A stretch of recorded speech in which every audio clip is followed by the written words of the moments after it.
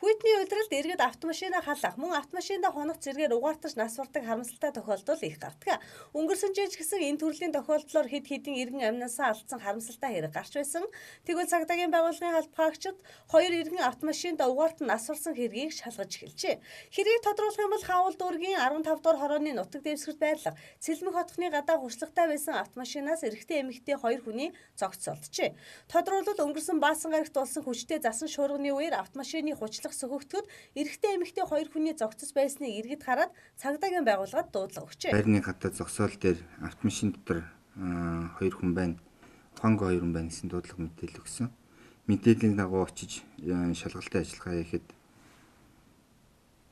Хаан уул дүүргийн 10 дугаар хороонд орсон суух 37 настай эрэгтэй П, Сонгой архин дүүргийн 23 дугаар хороонд орсон суух 47 настай Онор нь бол угаартж амнасаа алдсан хэргийг бол Хаан уул дүүргийн цагдаагийн 1-р хэлцэд эрүүг хэрэг үүсгэн шалгалтын ажиллагаа хийгдэж байна.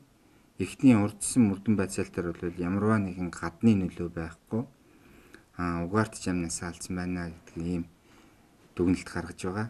Наривчилсан бол шинжилгээ хийгдэж байна. Задлан шинжилгээнийх нь хариу хараахан гараагүй байна.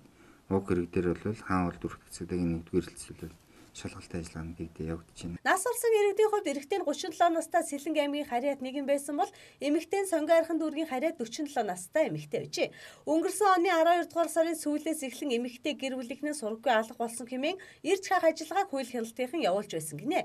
Одоогийн байдлаар ямар шалтгаанаар амиа алдсыг нь доктороор шүүхийн шинжилгээнийхэн ажиллаж байгаа. Эхний дүгнэлтээр бол угаартсан гэсэн дүгнэлт гарчээ.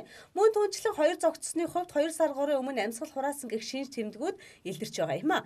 Энэхүү автомашин нь Цэлмэг хотхны гадаа 12 дугаар сарын сүүлээс эхлэн 30-аас та байсан гэдгийг тэр хавийн оршин суугчид мэдээлсэн байна. Өдрийн тойд уян мэдээллээ.